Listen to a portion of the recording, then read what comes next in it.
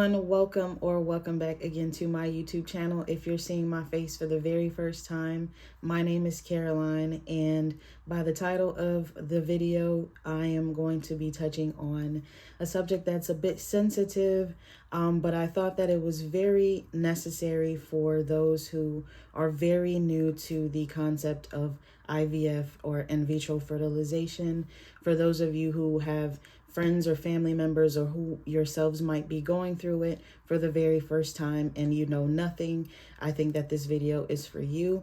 If you've already gone through the process or you've had multiple cycles, this is no new information for you. But again, this is for individuals who know nothing about it, just so that you're better informed and you can go in and ask your doctors and your nurses better questions. I am not a doctor, nor am I a nurse. I am an embryologist. I work in the lab at IVF clinics, and so the insight will be specific to the lab.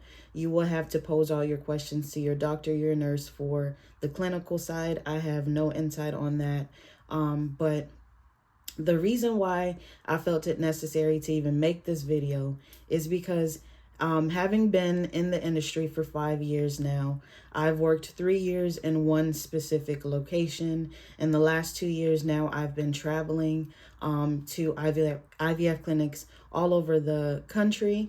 And there's a common theme, which is for a lot of individuals who are very, very new to this, very first cycle ever, they don't know, they're not very well informed, or maybe it's that they don't know the right questions to ask. A lot of times we see patients sign consents and they're not even understanding what consents they're signing and what they're for.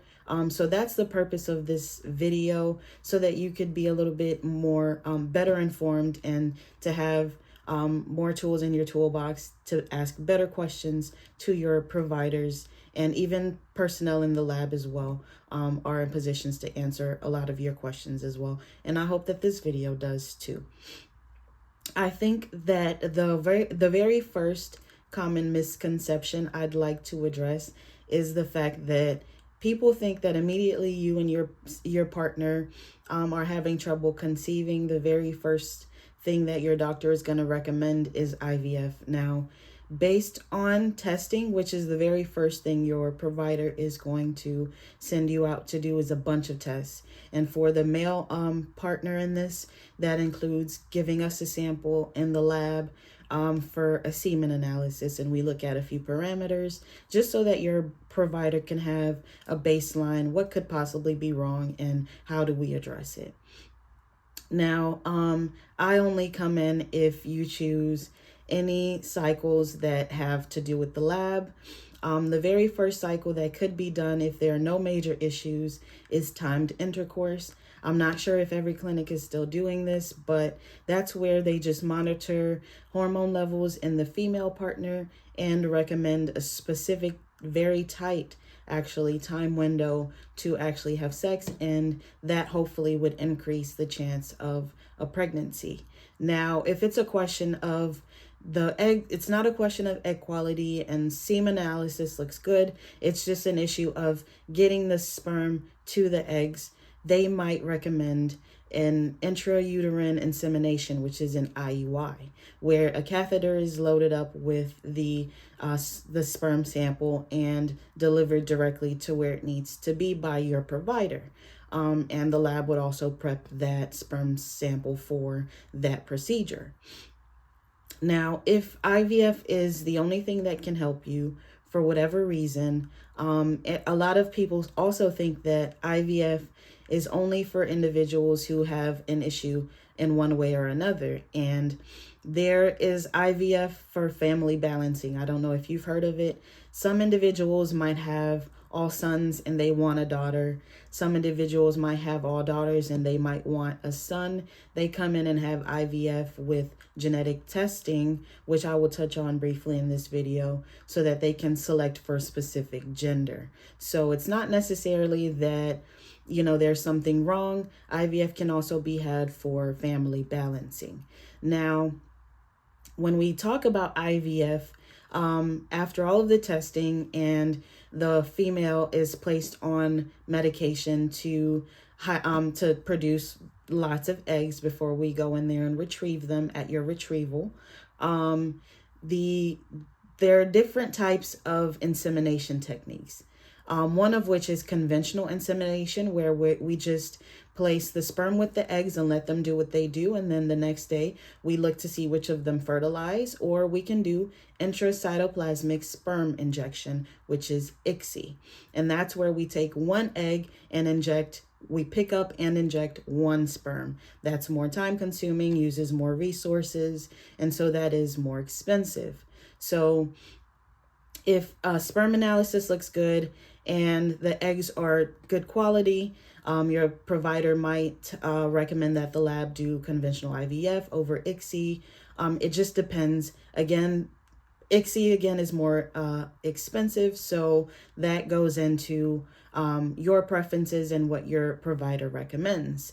I did just want to mention that there are two different types of insemination techniques in the lab that we actually do the day that we get that sperm sample and the day that the provider goes in to retrieve those eggs. My job starts. So we let the eggs settle a little bit after the retrieval, and a few hours later we either inject with sperm or we inseminate with sperm. Either way, the next day we'll check to see which ones are fertilized, at which point we monitor the embryos up until day 5 so that we see which ones produce a blastocyst, and those are what get transferred. We can freeze blastocysts on day 5, on day 6, or on day 7. Some embryos are just faster than others. That doesn't necessarily mean that they're poorer quality or better quality. They just get to the blast stage at their own time.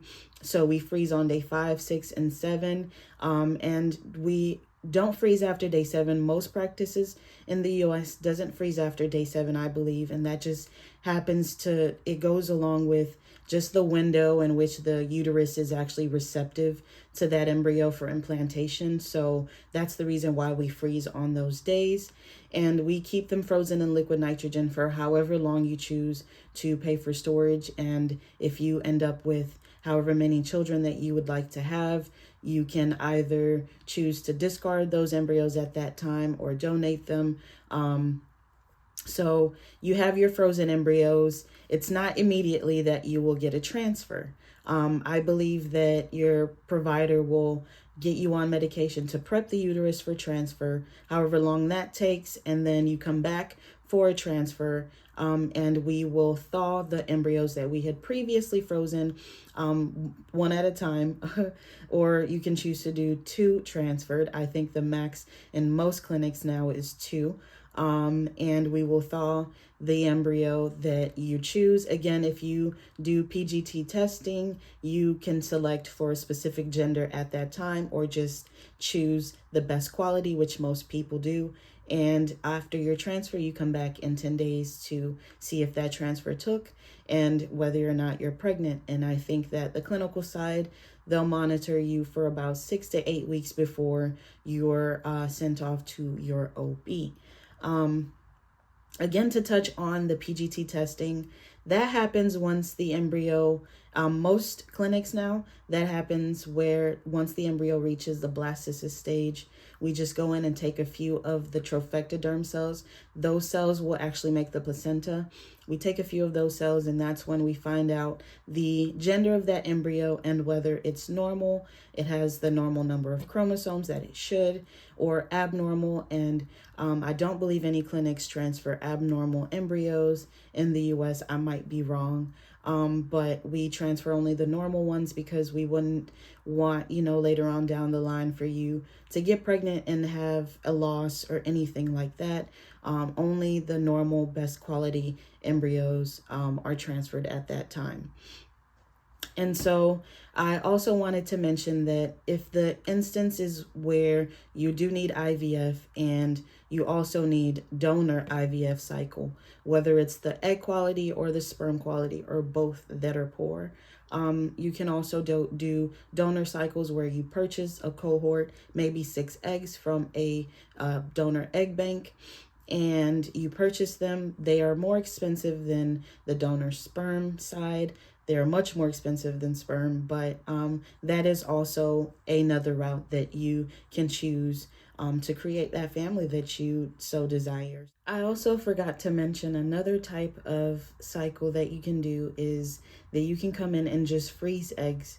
And later on in life, and however many years you choose, you can come back and thaw those eggs to actually do IVF at that time.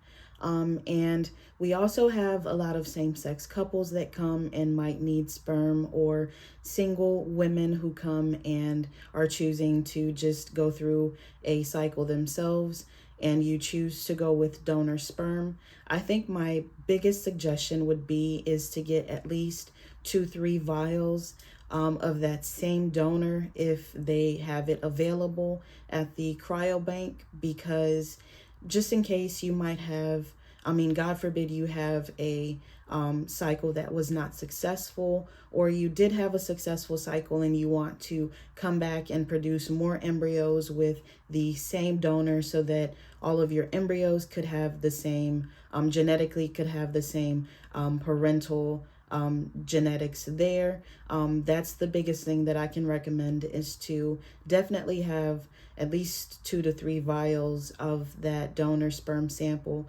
available on hand that you've already purchased in case you have to do multiple cycles. At least then that genetically your embryos would be siblings and share the same parental figure. I did want to just touch on that briefly. The last thing I wanted to mention is about the grading scale. Oftentimes the clinics use a grading scale in the lab just to refer to the embryos by quality. We look at the ICM and the troph and we give it a letter between A, B, or C. A being the best quality, B being good quality, C being a fair quality embryo or troph or ICM. And that basically just lets us know which are the best qualities to transfer and give you the highest chance of a pregnancy. And the grading scales are very subjective between practice, between clinic, between embryologists. Again, that's just the way for clinics to communicate with each other about the quality of the actual embryos that are frozen on these devices per patient. And again, we keep those embryos frozen and send them off to long-term storage facilities that keep them frozen in liquid nitrogen for however long you choose, or you can choose to discard them. Again, that's up to you. But I just wanted to shed light on a few things that are particular to the lab that you will be signing consents for, just so that you can have a better idea of what these consents are. What is PGT testing? What is ICSI versus just conventional IVF? What are these things, so that you are better informed? You can, sign these forms confidently or ask questions, and to also be better informed to ask your providers better questions as well.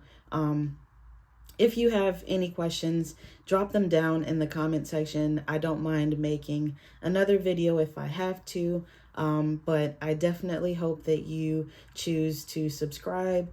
Give this video a thumbs up for me, share it, and I hope to see you all in my next video.